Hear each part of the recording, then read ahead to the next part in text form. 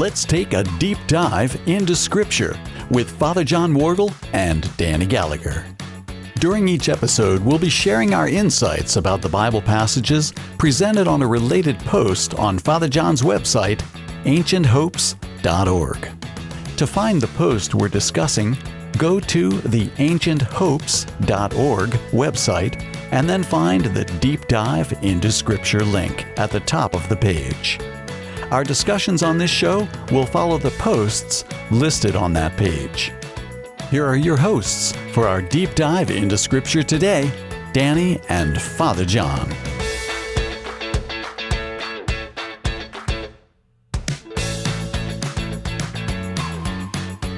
Hello, everybody, and welcome back to another Deep Dive into Scripture podcast. We're diving deep today. I'm Danny Gallagher, back again with Father John Worgul. Father John, welcome back. Greetings, Danny.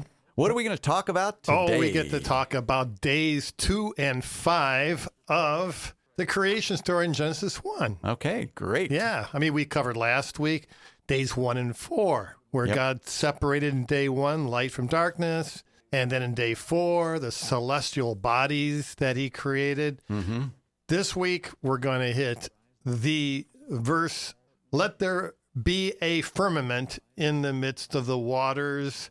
That's day 2. And then paralleling that in day 5, let the waters bring forth creatures. Abundance of creatures. Yeah, right. So we're talking about watery things here today. Okay, sounds good. Can't wait. Yeah. So let's go for it. So the connection continues between days 1, 2, 3, and 4, 5, 6, where God seems to create things, and by creating things, he does separations. Perfect. Actually. Yeah, you're a good student. Yep. Thank you.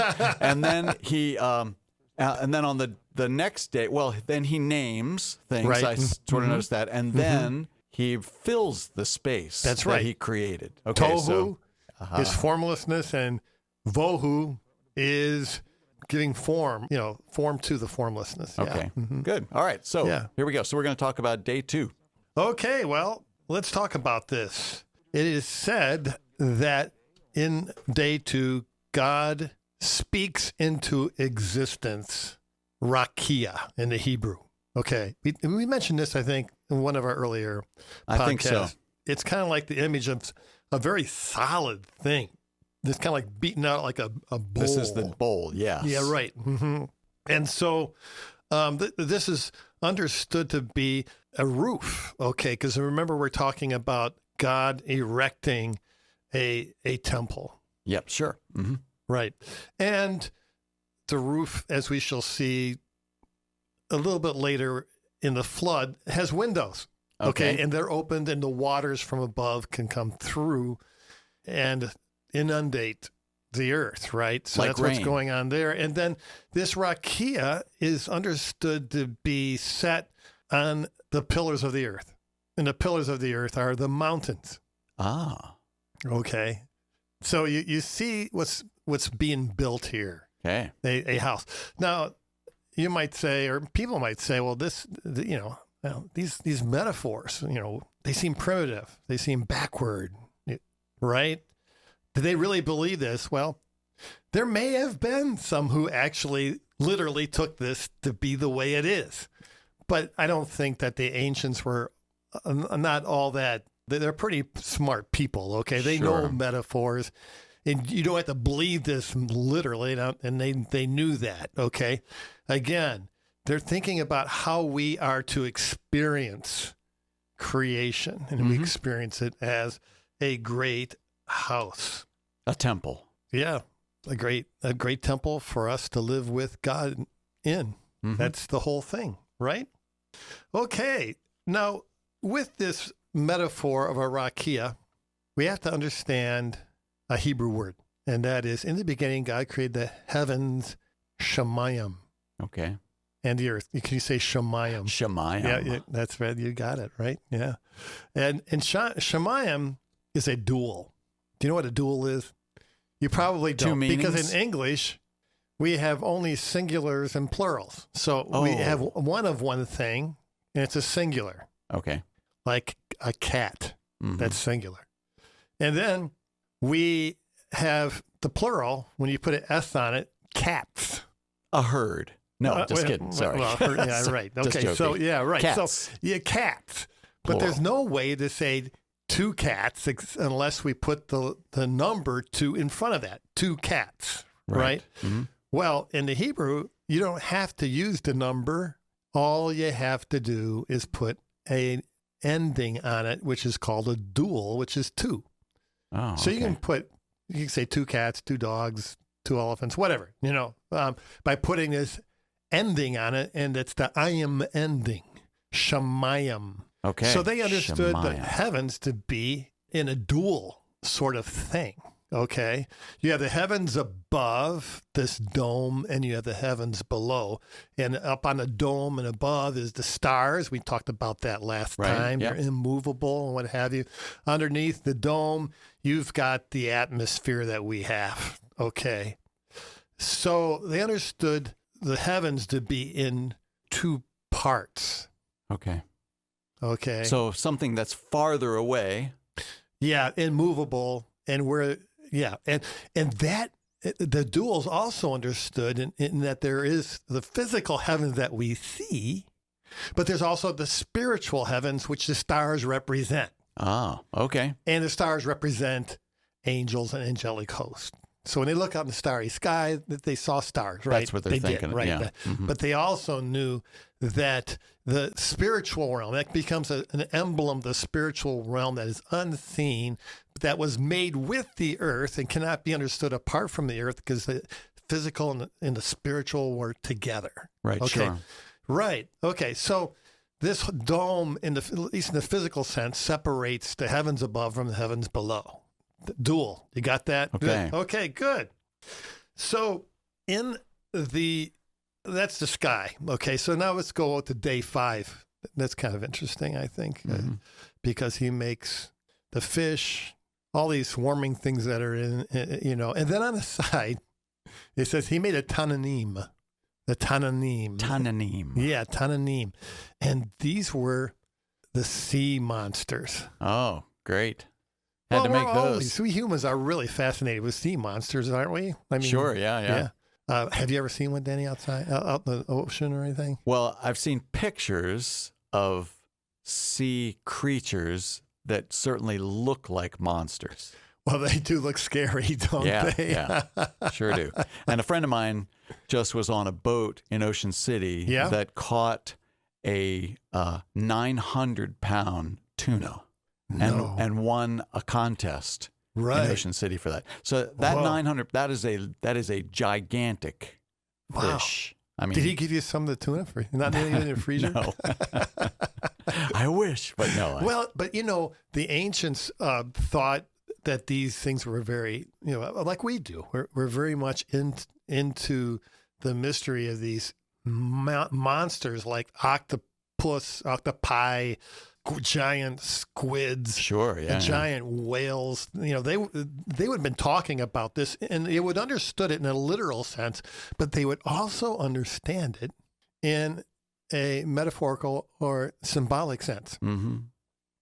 Because and would they relate it then to their spirituality because they're, they seem to combine those things. Nothing is removed from their spiritual or religious side. Right. And that's the whole point of metaphor. It's not just a physical thing. It's moderns. We look at it just as a material thing. Mm-hmm. But it came to represent something after the fall. These things were made, and they were made good. Right. Even though these monsters are scary and they could eat you up if they had the chance, there's danger. Okay, there's this danger everywhere. But they come to take on moral meaning. Okay. Huh. Like the watery deep becomes a metaphor for death. Okay. And a sea creature is the personification of death and sin. You see, we all... Or evil. Evil? Or evil, yeah. Uh-huh. Right. Now, we all think in our world, evil in the abstract. Sure. Yeah. We talk about it all the time. We'll use the word evil, right? But it hardly ever has a real face. We know it's out there, but we can't see it so easily. Mm-hmm. You're listening to the Deep Dive into Scripture radio show and podcast with your hosts, Danny Gallagher and Father John Worgul. The text that we're discussing can be found on the ancienthopes.org website, and then select the Deep Dive into Scripture link at the top of that page. Let's get back to our show with Danny and Father John. We talk about it all the time. We'll use the word evil, right? But it hardly ever has a real face. We know it's out there, but we can't see it so easily. Mm-hmm. And so we have to put a face on it. And that's the monster, okay? Sure, yeah. So this sea monster becomes the death monster. The watery deep was understood to go underneath the earth, and if there's an earthquake, there it causes that. Every grave is sort of an entrance into this place called Sheol, and it's all associated with death, the watery deep, and all that sort of thing. Okay, and darkness. So every culture has a face for evil, and in the Bible, it really is this sea creature that takes on snaky form in Isaiah. It's a hybrid. We'll talk about hybrids in a little bit. And then, in the medieval world, you had the dragon, right? Sure, yeah. Mm-hmm. What do you know about dragons? Can you think of some things you know about dragons? Well, fire. Breathing fire. Flying. A lot of death and destruction when they are unhappy. Yeah, they're chaos creatures. Yes. Okay, that's what they do. Right. Cause chaos. Yeah. Right. And they're almost always associated with gold, like Smog. True, yeah. Oh, yeah. Remember Smog? Yep. Now, he doesn't spend any of the money, but he knows every single coin and where every single coin is. And if something's missing, he knows. Sure, the Hobbit, yeah. Yeah, right. And so associated with money, associated with devouring, eating people, hybrid. And also, it's not this way in the Hobbit and Tolkien, but in the medieval world, it's always associated with beautiful women. Oh, yeah. Mm-hmm. Okay, so these things are all metaphorical to help us understand the evil, because with all these things they're associated with, bad things can happen, with gold and greed, beautiful women, Sure, yeah. Mm-hmm. And, the devouring and, that sort of thing. So, Danny, the great image of evil in our culture right now, basically the scariest of all monsters, the most evil monster you can think of is what? Satan. Well, that's very interesting. You should say that, but Satan has to have a face. When you say Satan, what do you think of? You think of a onesie and a red suit and a pitchfork and a tail? No, more like a snake. Reptilian creature. That's good. Right. Yeah, and he's a snaky creature, right? But in our culture, the monster that is most evil is the vampire. Ah, sure, of course, yeah. Okay. I'm just not thinking.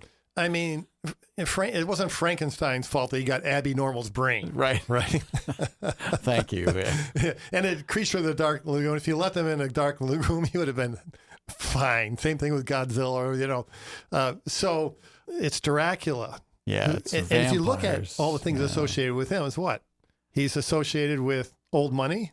Right? Yeah. Comes from Transylvania, right? Yeah. Okay. Always has a big castle. Always has a big castle and money. That's right. It's always in the dark. He's always in the dark. Can't come out in the daytime. That's right. Sun will kill him. That's exactly. Mm-hmm. That's right. He's also a hybrid. He can become bat and man or wolf or whatever, that sort of thing, and he has to be invited. Okay, so all these things are true about Satan. He can't force himself on you, but he becomes our face for evil. And so therefore, every culture has to have something very tangible. So unfortunately, because we don't teach the scriptures as they are, like people are just bored to tears with a lot of homilies, God help that maybe mine are we'll pray for you about that. Yeah. And where you don't really deal with these little real life issues, where do they go? To church. They go to church, to the cinema. Okay, because everybody knows on some level that they've seen these monsters. Mm-hmm. Yeah. In their dreams, for sure. Yeah. And we know what it means to someone to be sucking the life out of us. Mm-hmm. Yeah. And we in a know lot of different ways.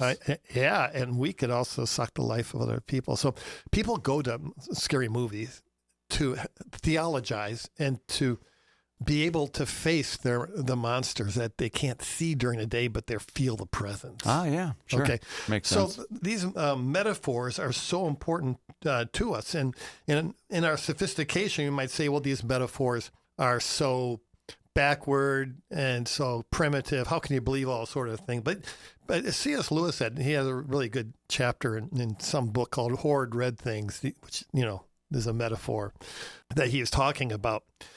All language is metaphorical, and you can't really communicate anything without metaphors. And we cannot get away from them.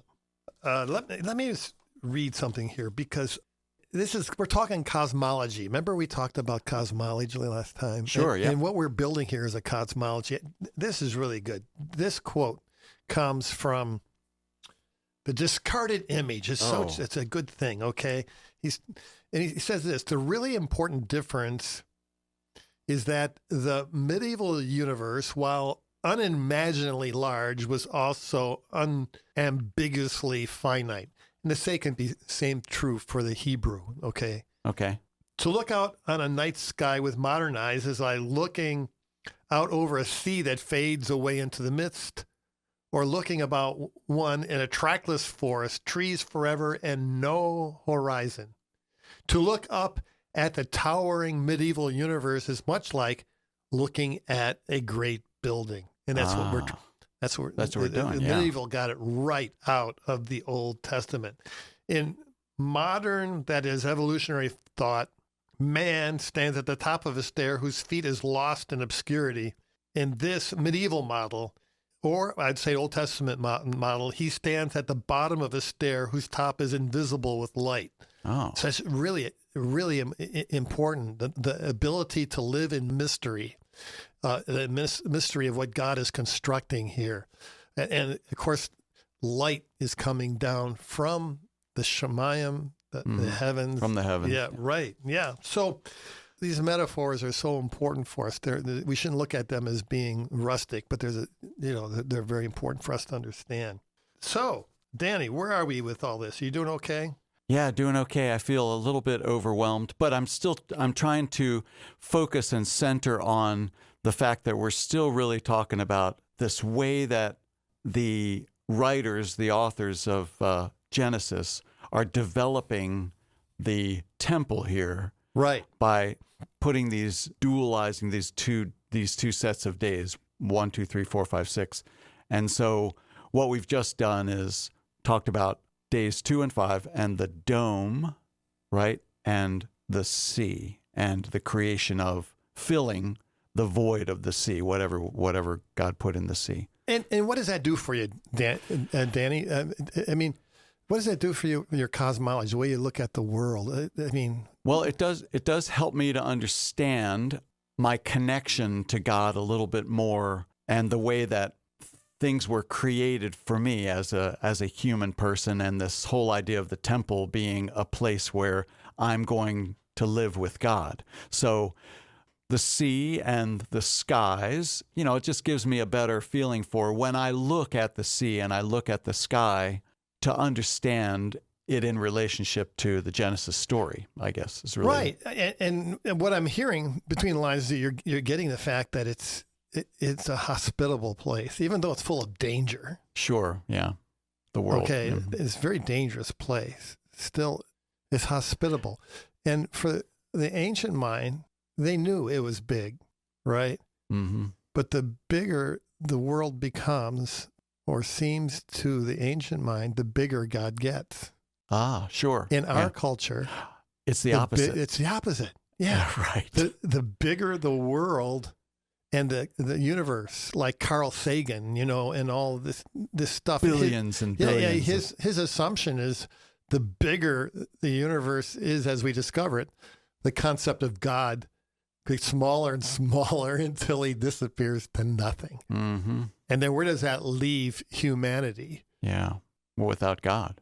Yeah, on top of that ladder, like C.S. Lewis, with his feet is lost in the midst, and you're on top of a ladder in a cloud, and it's just a terrifying place. Sure. I don't want to live there. Yeah, that doesn't sound hospitable. But the bottom line is that at the end of it all, God says, and it was good.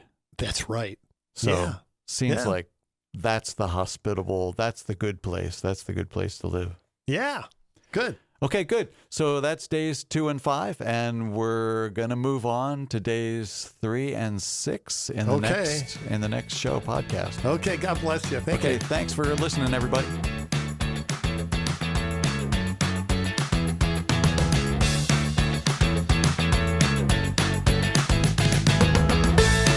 Thanks for listening. Please go to ancienthopes.org and the Deep Dive into Scripture link on that page for related text. You can find more episodes of this show on the WSJF podcast server or on the Apple and Spotify podcast services. See you next time when we take another deep dive into Scripture. Don't forget this week to open that Bible and dive right in.